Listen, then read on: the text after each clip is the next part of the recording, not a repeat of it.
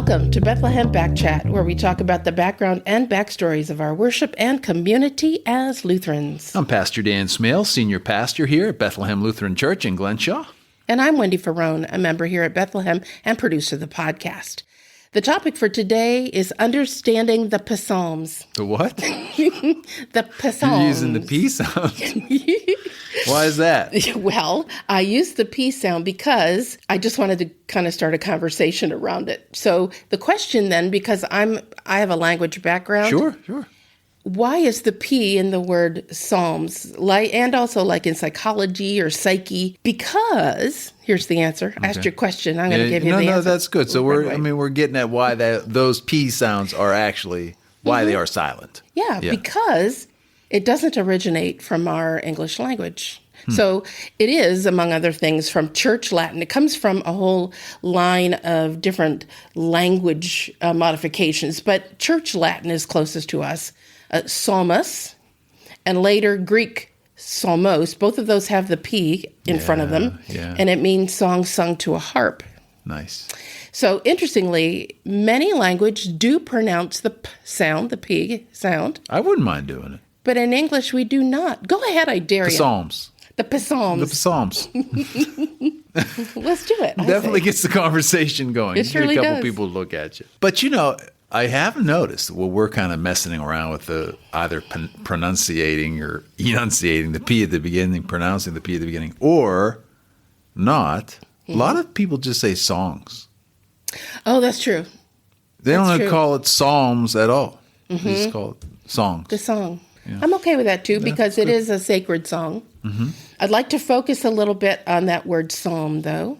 The Greek version of this is the Septuagint of the Jewish or Hebrew, and we call it the Old Testament, but you reminded me a while back that it's not old to them. Right. Right? That's right. Right?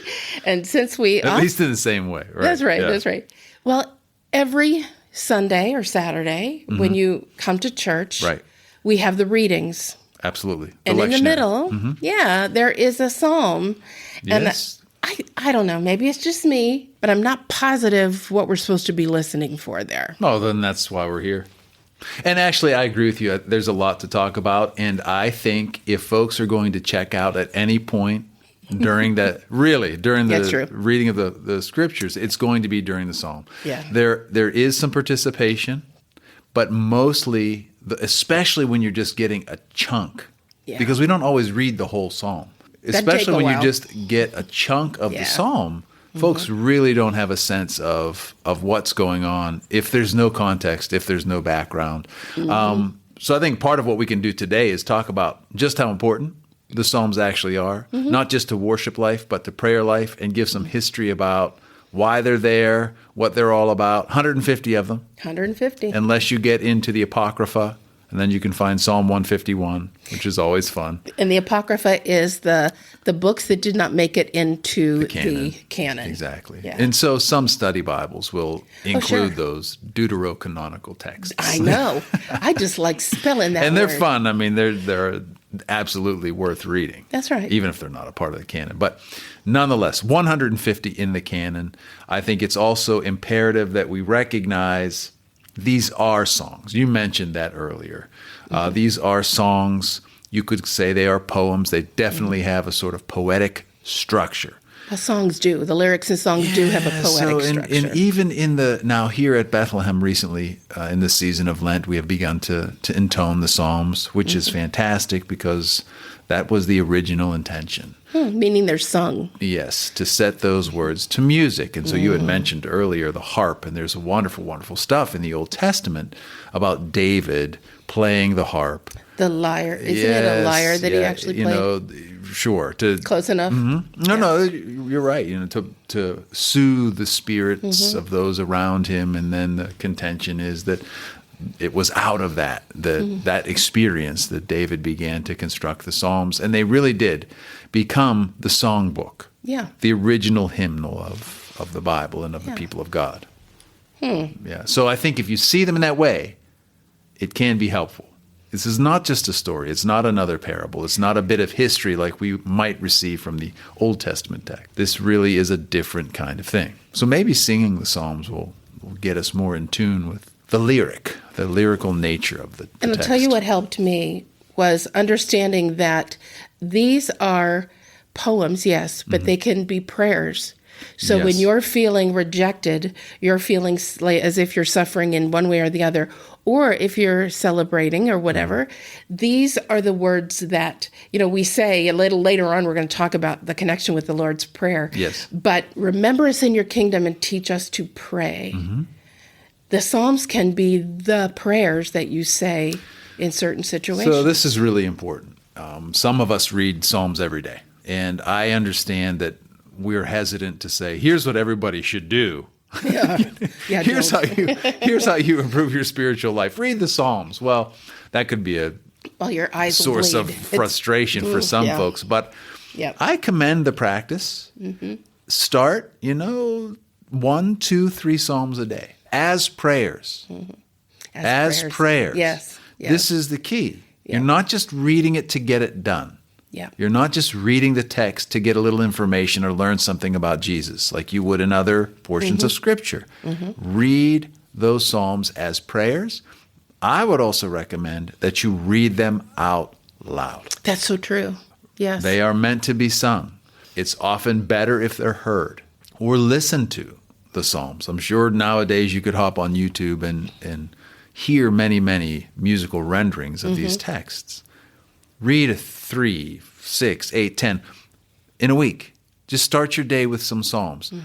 And I know what's going to happen. There's going to be some confusion. Why is there so much emphasis on the law? Why do these texts seem to be so judgmental? Or angry. Or angry? Why are they so full of lament?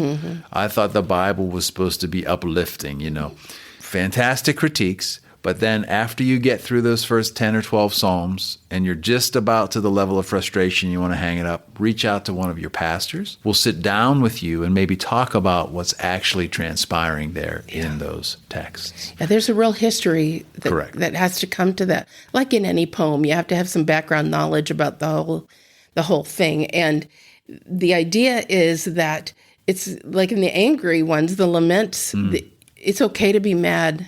It's okay to be angry and share that emotion in prayer. And God would invite you to share that emotion. Yeah. Who knew? Well, also, it really helps us understand the human condition, meaning that we were saying it's okay to be mad and angry and to share that in prayer. Welcome to life. It's just how it happens. If you walk around without any emotion that is negative or sad, you can call somebody because there's no affect. It's not real. It's not real. Yeah, and I agree. Back to the Psalms. Yeah. And you're talking about how they provide a glimpse into human nature. I think this is really important. If, in fact, some of these Psalms were written by David, and you read those Psalms attributed to him, you hear guilt. You hear grief. This is really critical. So if the king of Israel, this sort of classic depiction of the chosen, the anointed, the initially anointed of God, if you see them struggling so mightily and sharing that struggle with the Creator, with the divine, how much more might we find ourselves in that dialogue, utilizing those prayers?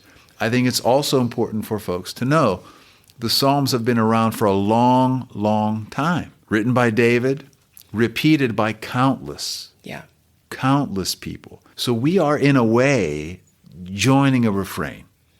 Yes. Joining a refrain of lament. Joining a refrain of, sometimes grief, sometimes anger, sometimes celebration. That's right. That's right. When you talk about human nature, we're talking about the expansive experience of human nature. It's all captured within those 150 individual Psalms at varying points. It's weird that we would have all this in the Bible, all of these books that are historical and then wisdom and guidance and all of that, and we're going to plop a whole bunch of poems right there in the middle around Proverbs, guidance. Why not? Yes, yeah, that's a good spot for it. That's why I think it's important to understand it as prayer. Remember us in your kingdom and teach us to pray. Well, they're teaching us to pray through the whole human condition. Dr. Jerome Creech from Pittsburgh Theological Seminary, where I go, He wrote that the best part of the Psalms Yes. reveals the nature of God who saves and comforts people in the depths of the human condition. Right on. Every word that you could think of to account for your emotion wherever you are and whatever is happening is somewhere in that psalm. Well, and the very articulation of the emotion Yeah. signifies that we trust there is one who can hear and deliver and tend to our hearts and our minds and our spirits. We wouldn't be saying this if we didn't believe it wasn't being heard. Oh, true. Right. So this is the other thing. The very act of praying those prayers, the very act of giving voice to the human condition is, in fact, a kind of statement of faith. By sharing my heartache, I acknowledge there is one who can tend to me. And when we find ourselves in a place where we say, listen, I can't take this anymore. Yeah. I'm so done. I'm over all of it. And God said, I can't do this anymore. And the little voice says, no kidding. That's why you're supposed to give it to me. Right. So there are quintessential examples of this. And you had mentioned Professor Creech. I would lift up Bonhoeffer's tiny little book on the Psalms. It will take you at most 45 minutes to an hour to read. Well, the first time through. And there are portions of that text you won't forget that'll stick with you forever. But here is a classic example toward the end of his journey in this kingdom. As Bonhoeffer is facing martyrdom, which he ultimately experiences, the Psalms are on his lips. We know this to be true. The Psalms are on his lips, granting him comfort in those moments where he struggles to come up with the words, to really, describe what it is that he's feeling. The Psalms step in and offer some solace. They offer a sort of framework to build upon. In the absolute quintessential example, we know that Christ on the cross during the Passion, my God, why have thou forsaken me? Yeah. This, so many folks think, is a construction of Jesus. Well, we could talk about that some more. We could. Because it might be a construction of Jesus, but in a different way than we understand it. Right. Really, in that moment, Christ himself retrieves a line From the Psalms. And people will laugh. Well, see, he knew them. And folks will say, of course he knew them. But nonetheless, it still was enough a part of Christ's sensibility that he chose that particular phrase from the sacred text to utilize. At that moment. Like whether crisis it's moment. in search for, for comfort or whatever the case may be. So if Christ himself can voice that kind of pain by utilizing the Psalms, please just consider that there may be some value right there for you. For sure. Yeah. And they, in pulling the words from the Psalms out, there's such passionate language used in there. So when you're ticked off, Yes. you never are, but I am often. No, I try to manage. It's not that I don't get angry. Yeah. And I don't get it often. No, I was that gonna was say, just I for, haven't seen that very often. when you're upset or extremely disappointed, hurt or tired or tired of waiting. When's the answer to this diagnosis? When am I going to hear back from, or when am I going to know? Right. That type of thing. There's a psalm for that. That's right. And the words they're written, you just plug in the right psalm. There's even a little tiny book of psalms to carry around with you. And I never really thought, so why would they pick this book amongst all the others? Because they're prayers. But it's a great way to put the words to the feelings. One of the critiques that we sometimes hear about the Psalms is that they're violent, that there is so much language in there about enemies and what we want God to do to our enemies. And folks get uncomfortable with that. And I understand why. Yep. Certainly understand why. But some biblical scholars help us, the likes of Luther and Bonhoeffer again and some others, Brueggemann, note that those enemies don't have to be persons. True. You can still hold in tension Christ's mandate to pray for your neighbor, pray for your neighbors, but also to pray for your enemies. And at the same time, pray the Psalms. Yes. Because sometimes the enemy is not a person, it's sin itself. Yes. It's oppression itself. these are the things that we can still seek God's justice against. Reconciliation, restoration. So it doesn't have to be. When you hear those more visceral condemnations of the enemy within the Psalms, let the enemy be Satan. Let the enemy be sin. Let the enemy be all that's wrong with the world. That's what we really want. Or a bad habit you can't break. Amen. Or that's or what we want quick God to to address. Yeah. Mm-hmm. Yeah. Very good. Extremely powerful. Is there a couple of examples you can kind of walk us through that give us a good kind of background on like a metaphor or a simile that's used? They're used a ton in the Psalms, metaphors. And those really mess me up, because for it to have a metaphor, you've got to know what it is a metaphor of. Yes. So there's that background that we talked about. Well, and again, it'll help to slow down and read aloud. Yeah, true. Because if you're just reading for content, it won't mean a whole lot. If you're reading to search for metaphor, symbol. Yeah. You got to just know they're there. You got to know they're there and really sort of have your detectors out. And, That's right. And be looking for them. I mean, one of the quintessential metaphors that we hear is, in recurring phrases, because you talked about that, God is my refuge. Oh, sure. God is my refuge. This is central because, again, we take for granted safety and security at times. That we're going to wake up and everything's going to be fine and we're going to go about our day and there aren't going to be any incursions. This was not the case in ancient Israel. It's not the case in Israel now. Now, for sure. So to have a God who provides protection is important. It's important. And it's a constant refrain.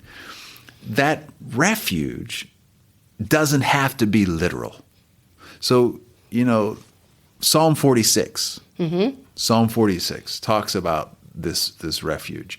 Luther later writes, "A mighty fortress is our God," based upon Psalm 46. How cool is that? Well, it happened a lot. So here's another prime example of so many of the hymns we love are actually representations of the Psalms that these faithful folks knew and loved. But beyond the practical, beyond the literal fortresses that are present and might provide protection, God still provides protection spiritually, emotionally, psychologically. So you see the different layers that are present. And it's okay to peel away those layers and see the value of those metaphors for us right here and right now. I've got a big interview tomorrow. Theoretically, okay? I've got a big interview tomorrow. What would it mean, sincerely, to say God is my refuge? Yeah. What would it mean to ask for God's protection as you go into that boardroom? God's guidance, God's a sense of peace in those kinds of moments. This is perfectly appropriate and can really offer a great deal of solace, comfort. Absolutely. Yeah. So that's one. We could go on and on and on. I think, again, back to something that might trip some folks up a little bit. If you start with Psalm 1 and the emphasis on the law, the initial temptation for many, many Christians, specifically Lutheran Christians, is to say, we're beyond the law, right? It's all about God's grace now. Well, it is. Kind of. I wouldn't fulfilled the law. I didn't erase it. Right on. So I wouldn't move so quickly away from valuing the law for what it is. And that is this wonderful gift that lets us know when we're fouling up. Yeah.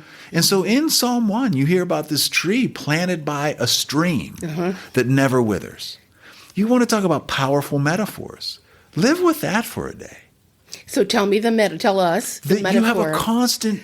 When you're in the right place, right? And again, that doesn't need to be physically, literally, right? But when you're in the right place, even in terms of your heart and your mind, there's a constant source of nourishment. Living water. Correct. Yeah. A constant source of nourishment that's going to bring a certain fullness and abundance, purpose and productivity to your life. Yes. All of that wisdom is resting there in a verse in Psalm 1. Really. Yeah. If you spread it out 2 to 3 verses, then you get the law and the stream and the tree, and you've got 45 minutes. No exaggeration, no hyperbole. You've got 45 minutes worth of contemplation and prayer, figuring out what that means for your life, the way in which you're deeply rooted in the truth of God, the way in which you receive health and wellness.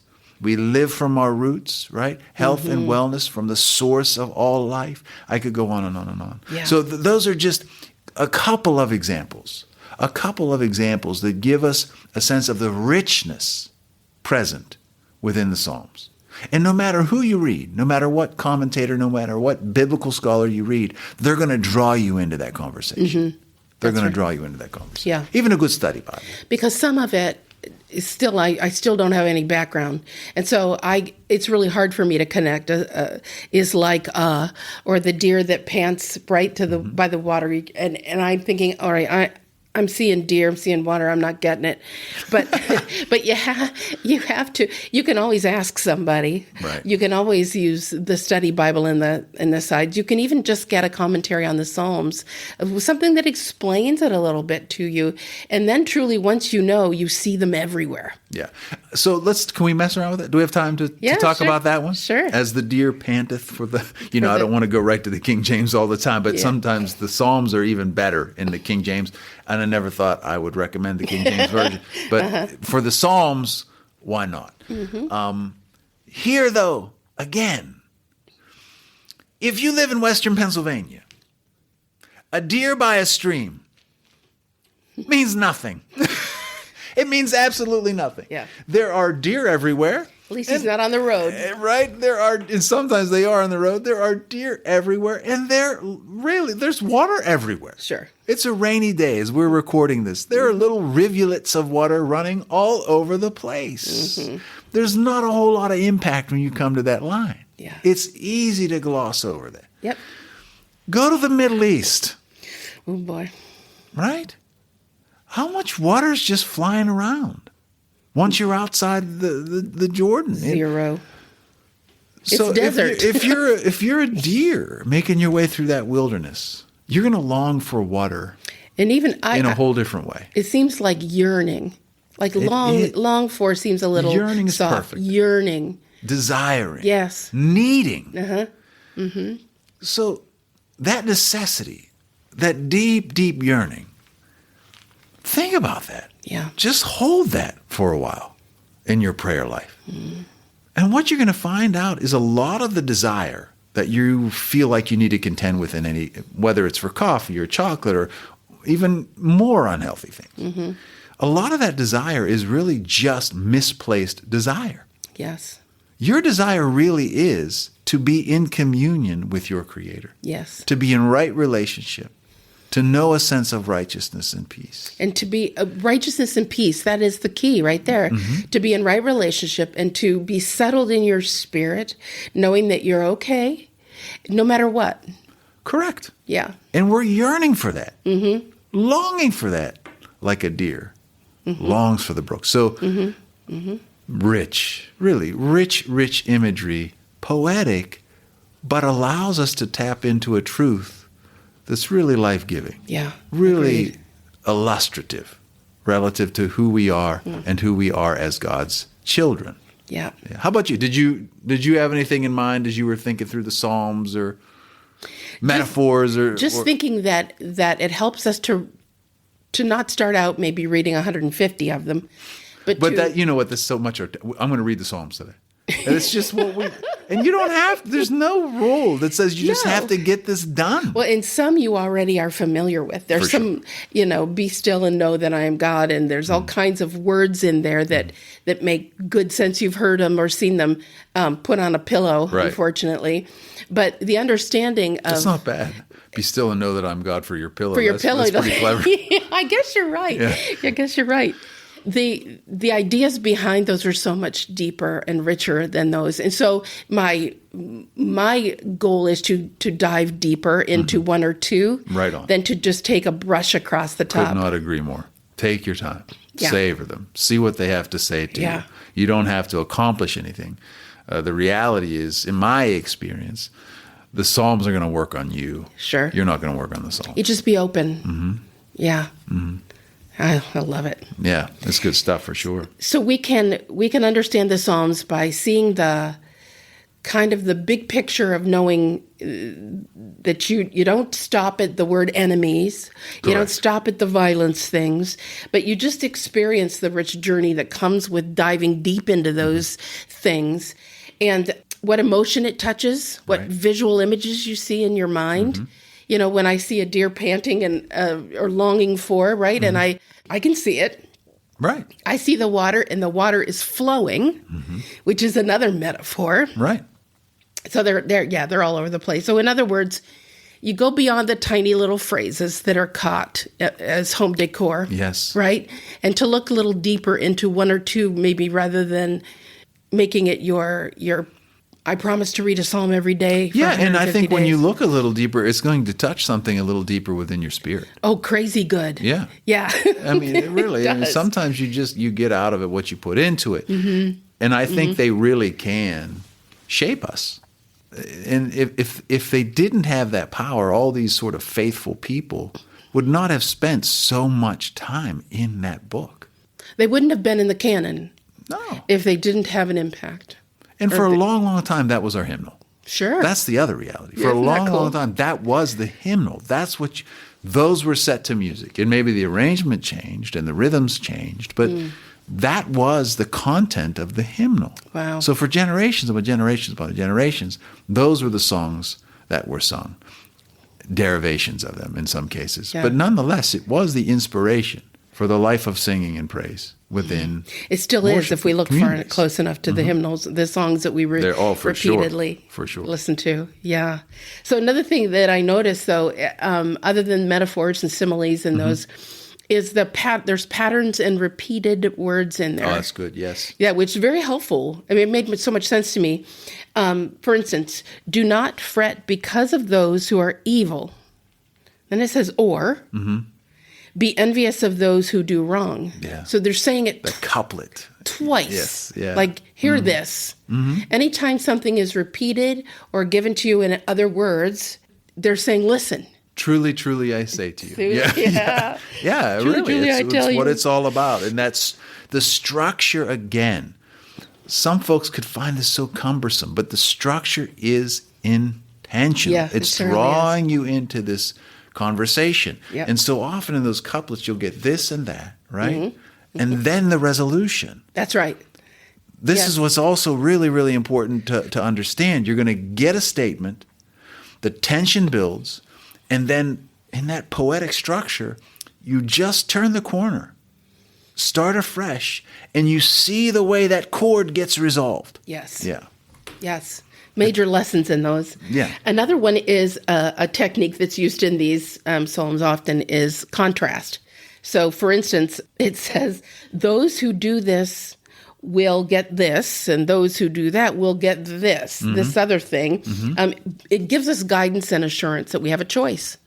And it doesn't say do this or else. It says do this and get this consequence, or do that and get this consequence. One might be bad, one might be good, one might be really good, and one might be, mediocre, okay. Yeah. Gradations of consequence. There you go. That's good. As you're entering into this spiritual practice, your agency as a spiritual person is affirmed. That's right. You have capacity to decide, right? You have a capacity to be faithful, to worship, to praise, to give thanksgiving, to shape your heart, to be born anew. So, Yeah. yes, the Spirit's at work, for sure. We're not independent. But at the same time, our investment matters, not just in the Psalms, but in the life of discipleship Yes. in general. And as you make your way through these glorious bits of poetry, you see that affirmed time and time again. You matter. You matter. These are words for you. You have a place in this kingdom. Your decisions make a difference. That's right. For you. And others. Yes. That's right. Just ask David. Oh boy, yes, David. Just ask David. Yeah. Psalm 51, when he's talking about a broken and a contrite heart there. These are powerful powerful images. He had a reason to be a little contrite, I'm just saying. He might have slipped up just a little bit. Just a little.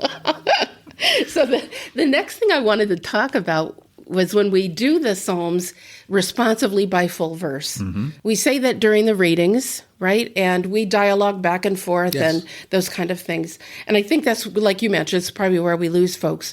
But there's a reason for that. Yes, of course. So what I discovered was that the reason we read the Psalms responsively, the lector reads and then the congregation reads, it's not often a response per se. It is a next reading, right? The next verse. All believers pray with different words, yet one and the same capital W word. Correct.